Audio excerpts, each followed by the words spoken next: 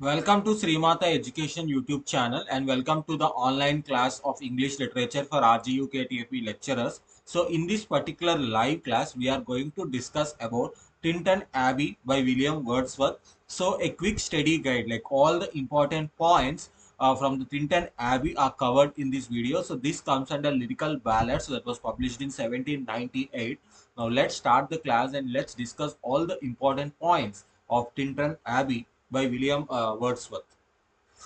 So it's a romantic poetry. So the genre is romantic poetry. So the introduction and context. So the full title, what is the full title of Tintern Abbey? So the lines written a few miles above Tintern Abbey on revisiting the banks of the Wye during a tour July 13, 1798. So Wordsworth visited a place called Banks of the Wye during a tour on July 13, 1798. During that time, he wrote this Tintern Abbey. The full title is Lines Written a Few Miles Above Tintern Abbey.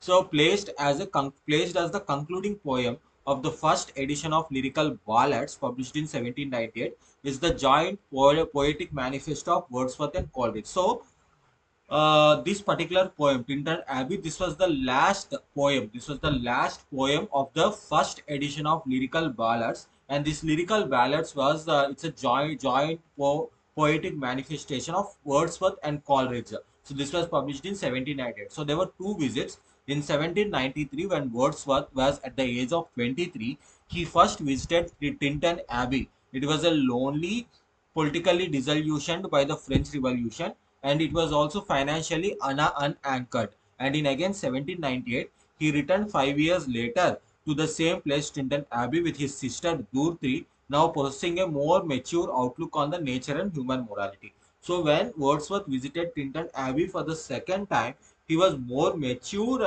and his outlook was different. And his outlook on nature and human morality was totally different when he visited for the second time.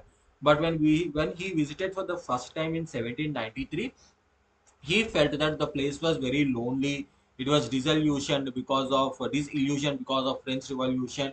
There was no financial stability, so his outlook was different. But in 1798, his outlook was more mature, and it was more towards nature and human morality.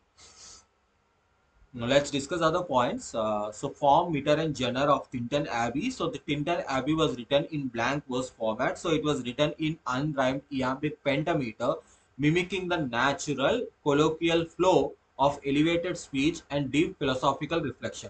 And then it's a conversation poem. So the blank verse, so it's written in blank verse. It's written in unrhymed iambic pentameter. Same like whereas William Wordsworth's immortality word was a Pindaric word. So we have uploaded a class on that also. You can check.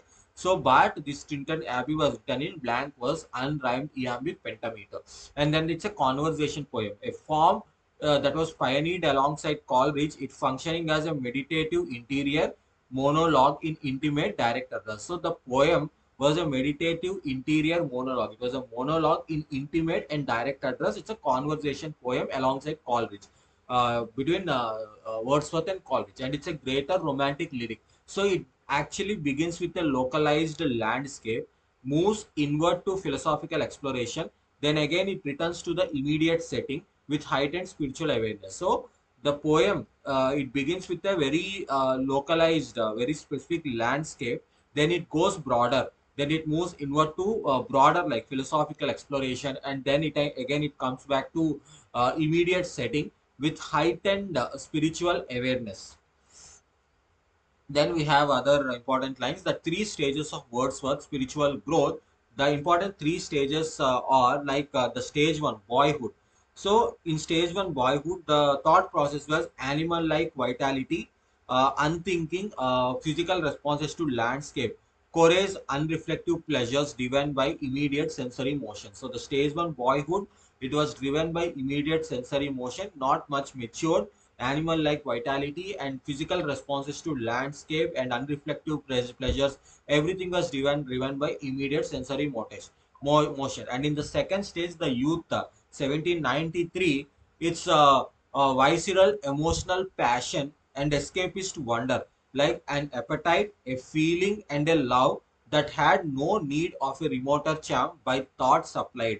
So stage 2 is youth, that is 1793. It was so Wordsworth was like emotional passion and escapist wonder. His appetite was a feeling and a love that had no need of a remoter charm, but thought supplied. And then the stage 3 is maturity, 1798. In 1798, William Wordsworth was more intellectual. He was humanized and pantheistic in nature, and he was hearing the still sad music of humanity and detecting a divine spirit rolling through all things. So these are the three important stages in the William Wordsworth spiritual growth: the boyhood, youth, and the maturity. Now let's discuss other points. The therapeutic power of memory. The therapeutic power of memory. So Wordsworth argues that the visual impressions of nature, all the visual impressions of nature gathered in youth, they serve as a psychological battery during urban isolation. So Wordsworth always argued that all the visual impressions of nature gathered in youth, they actually serve as a psychological battery during urban isolation. Amidst the din of towns and cities, memories of the river Wye provide tranquil restoration to the very human mind, making nature a source of feeling that transcends physical presence. So the pantheism and the sublime, the divine in nature. So the poem actually outlines an absolute pantheistic faith. The poem Tintern Abbey, it actually gives an absolute pantheistic faith. Pantheistic faith means it's the belief that the divine is immanent within the physical world itself, and there is no separate from it. So the believe that the divine is immanent within the physical world only, and there is no separate form for divinity. And the important line here is a motion and a spirit that implies or all thinking things, all objects of all thought, and rolls through all things. So these are the important lines related to the divinity of the nature. And nature as moral guardian, nature is elevated from a pretty backdrop to an active moral and spiritual guardian. So nature is actually elevated from a pretty backdrop to an active moral and spiritual guardian, the anchor of my purest thoughts, the nurse, the guide, the guardian of my heart and soul of all my moral being. These are the important lines that are related to the spiritual and moral guardian. Now the role of Dorothy Wordsworth. So in the poem's final section, you will find Wordsworth he addresses his sister, because in the second visit to Tintern Abbey, Wordsworth visits with his sister Dorothy, and he addresses his sister as my dearest friend. She functions as a living mirror of his own past self. So Dorothy functions as a living mirror of his own past self, exhibiting the same wild, visceral ecstasy toward nature he possessed in 1793. So the important line, in thy voice I catch the language of my former heart. So by writing her into the landscape, Wordsworth ensured that a continuous legacy of his natural faith, praying that nature will shield her from future grief, urban alienation, and evil tongues. So, according to Wordsworth, a continuous legacy of natural faith should be there, and he prays that the nature will protect his sister from future grief, urban alienation, and evil tongues. The burden of the mystery, the key concept, the meditative state where the body goes to sleep but the soul wakes up. So Wordsworth in Tintern Abbey, he came up with one concept where he says that the meditative state of the body enables a person to sleep, but the soul actually wakes up, that allows humans to see into the life of things. This transcendent movement represents the highest spiritual reward nature can offer the contemplative mind. And the core themes of Tintern Abbey are time and mutability. The passage of 5 years reshapes perception and spiritual depth, sensory versus spiritual, the evolution from raw sensation to moral and philosophical insight, and landscape recovery, memory of nature as a restorative force against urban alienation. And then memorable quotation and keywords that you must remember. These are the important lines: felt in the blood and felt along the heart. The still sad music of humanity, Sylvian Wye, though wanderer through the woods and steep and lofty cliffs. These are the important lines. And key takeaways, the form of Tintern Abbey is blank verse. It's a greater romantic lyric, conversational poem.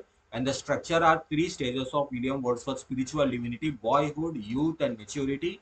And the philosophy that was there in Tintern Abbey was pantheism, therapeutic memory, nature as the moral nurse and guide, and Dorothy's role was nothing but it was a living mirror of Wordsworth's past self, vessel of his natural face. So the poem concludes the lyrical ballads, the founding document of English Romanticism, making it central to any study of that particular period. So that's all about it. We'll come up with another class soon. Do like, share, and subscribe to our YouTube channel. Stay tuned to Sri Mata Education for more and more online classes. Thank you.